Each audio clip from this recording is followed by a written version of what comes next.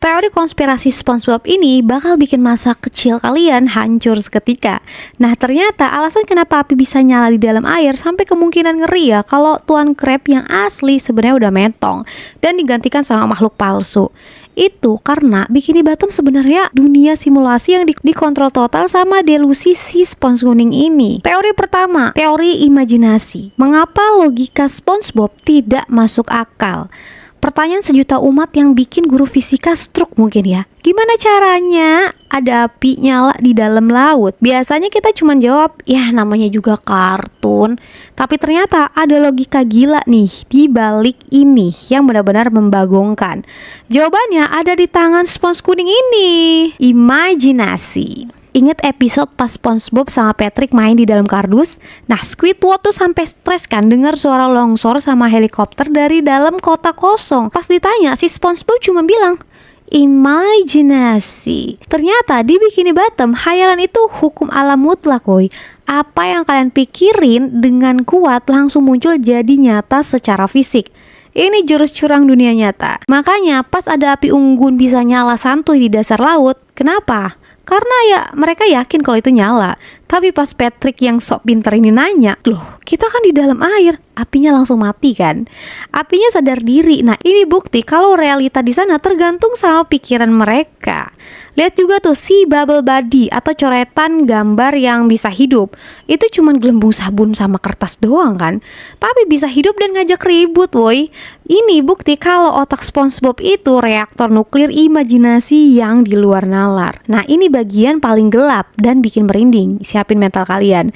Teori ini bilang kalau Tuan Krabs yang asli sebenarnya udah metong. Ingat kan episode pas mereka kejebak di lorong ventilasi udara restoran? Nah Tuan Crab yang asli itu kan misah dan hilang kan, nggak tahu tuh nasibnya gimana. Terus SpongeBob cerita hayalan soal Tuan Krabs. Tiba-tiba Tuan Krabs tuh muncul lagi dan gabung sama mereka. Dari mana datangnya? Gak ada penjelasannya. Teorinya ya Tuan Krabs yang asli udah metong kelaparan di ventilasi. Yang balik itu cuma wujud imajinasi SpongeBob yang jadi nyata. Ini dijawab ya kenapa Tuan Krabs di episode-episode baru itu kelakuannya makin gak ngotak gilanya sama duit. Dulu dia pelit ya, tapi masih punya hati tuh ke anaknya. Sekarang dia jahat banget woy, sampai rela nyiksa orang demi recehan. Kenapa? Karena ya dia cuma Tuan Krabs versi otak SpongeBob. Sosok yang taunya cuma duit doang. Karakter aslinya yang punya perasaan tuh udah metong bos. Jadi intinya Bikini Bottom itu neraka imajinasi ya. Logika fisika gak berlaku. Mimpi bisa jadi kenyataan. Dan bos kepiting yang kita lihat sekarang sebenarnya cuma hantu ciptaan SpongeBob doang. Aduh, konspirasi wahyu di tingkat dewa emang. Next, teori tengkorak. Rahasia gelap di rumah SpongeBob. Kalian sadar gak sih kalau rumah nanas SpongeBob itu ya sebenarnya lebih mirip kuburan sih daripada rumah tinggal? Coba perhatikan baik-baik. Di banyak episode sering banget kan nongol kerangka manusia tapi ukurannya tuh mini alias setara tuyul. Nah ini aneh banget woy. Padahal kan animatornya punya stok gambar tulang ikan. Tapi kenapa mereka malah niat banget tuh gambar tulang manusia yang detail? Ada teori gila yang bilang kalau SpongeBob itu sebenarnya acara reality show yang direkam diam-diam. Jadi manusia-manusia ini mengecil kayak pakai alat canggih itu, kayak punya Mermaid Man buat jadi kameramen. Tapi karena laut itu keras bos, mereka mati satu-satu pas lagi syuting dan mayatnya ditinggal gitu aja. Sadis bener kan? Tapi bukti paling konspirasi Wahyudi datang dari dokumen asli tahun 1997. Penciptanya Steven Hillenburg nulis cerita soal penyelam fiksi yang namanya Bucky. Nah si Bucky ini kan mati konyol ya gara-gara baju selamnya tuh remuk kena tekanan air pas lagi bikin peta Bikini Bottom. Nah pertanyaannya, jasad si Bucky ini kemana sekarang? Coba lihat ruangan tamunya SpongeBob. Itu TV bentuknya helm selam jadul kan. Ukurannya tuh kecil pas banget sama teori baju selam yang remuk tadi. Jangan-jangan TV kesayangan SpongeBob itu sebenarnya helm bekas mayat si Bucky lagi yang didaur ulang. Aduh gak ngotak. Kalian kira aku ngadi-ngadi atau cocok logi? Cek coba episode Whirly Brain pas SpongeBob sama Patrick rebutan TV sampai kebelah dua.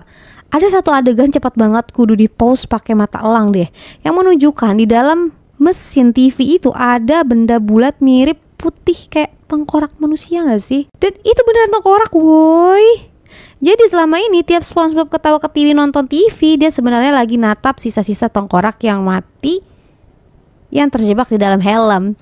Ini sih bukan kartun anak-anak sih, benar-benar di luar nalar. Teori Mr. Fab. Kalian pikir plankton itu paling jahat gak sih di Bikini Bottom? Salah besar.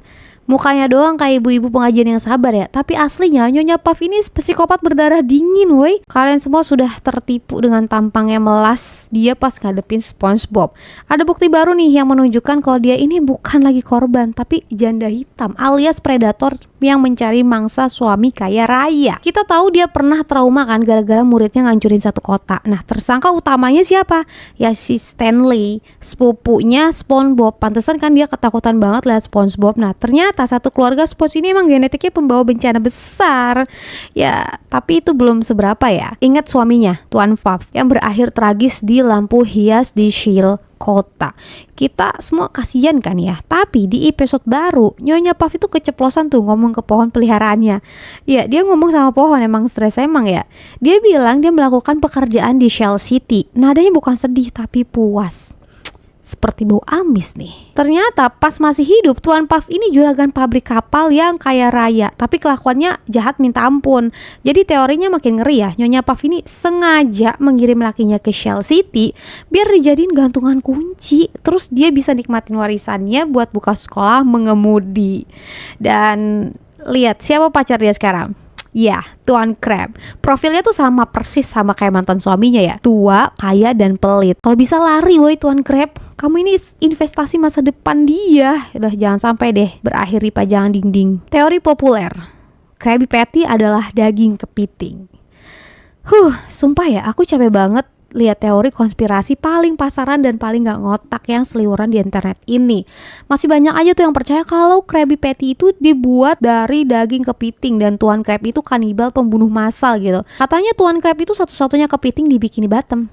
Mata kalian siwar apa gimana? Emaknya ada, bapaknya ada, 3 keponakannya yang bandel itu juga ada. Belum lagi ya dokter sama orang yang lewat tuh bentukannya kepiting juga banyak. Masa mentang-mentang penduduknya kebanyakan ikan terus si Tuan Crab dituduh bantai kaumnya sendiri? Logika macam apa itu? Terus soal nama restoran, kalau dia beneran penjahat yang bunuh bangsanya sendiri, ya kali dia pajang nama kepiting di depan tokonya. Itu namanya nyerahin diri ke polisi, Bambang. Ya, penjahat mana yang sebodoh itu ngasih petunjuk di plang toko? Masalah bentukan bangunan juga katanya itu perangkap kepiting. Salah, itu model perangkap lobster gaya lama. Nah ini nih bukti andalan konten potongan yang durasinya cuma 15 detik pas Tuan Crab bilang rasanya kayak aku. Di videonya dipotong seenak jidat. Padahal sebelumnya ada tuh emak-emak yang menghina burgernya itu tua dan kering sambil nunjuk Tuan Crab. Jadi pas Tuan Crab bilang rasanya kayak aku, maksud dia tuh lagi baper karena dia dibilang tua dan kering alias udah bau tanah lah. Bukan lagi ngaku kalau dia makan daging kepiting. Intinya ya Tuan Crab itu emang pelit dan gila harta ya, tapi dia bukan kanibal loh.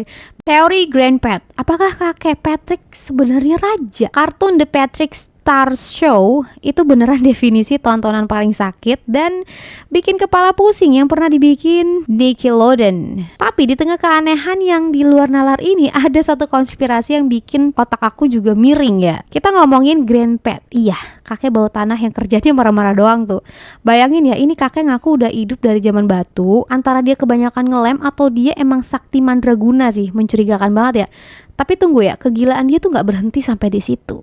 Ada satu adegan super cepet yang cuma kelihatan sama mata elang dan para pengangguran kayak kita nih ya. Grandpet kegap lagi santuy di ruangan rahasia. Desainnya tuh mewah ala Jerman dulu, makan anggur kayak pejabat, dan pintunya ada tulisan angka Romawi 14. Kalian tahu siapa karakter lain yang punya gelar 14? Ya, Raja Neptunus ke-14. Kebetulan macam apa ini?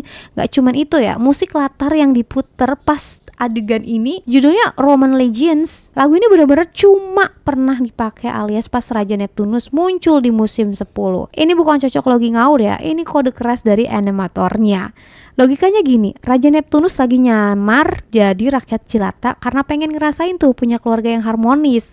Dan kenapa milih keluarga Patrick? Ya jelas lah, karena satu keluarga ini kapasitas otaknya setara udang rebus. Mereka terlalu kocak dan polos buat sadar kalau ada Raja Laut Yusuf ke rumah mereka. Ya, penyamaran yang sempurna kan.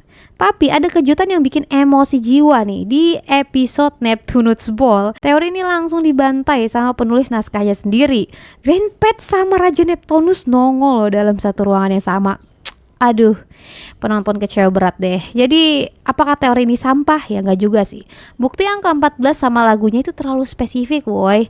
Nggak masuk akal lah kalau cuman kebetulan. Kemungkinan besar ini ide cerita yang dibatalin di tengah jalan sih, karena penulisnya pelimpan, atau emang efek mesin waktu keluarga Patrick yang bikin alur waktu jadi amburadul. Ya intinya, entah Grandpet itu mantan raja atau emang kakek pikun biasa ya. Tapi satu hal yang pasti, urutan cerita SpongeBob emang gak pernah beres. Sekian.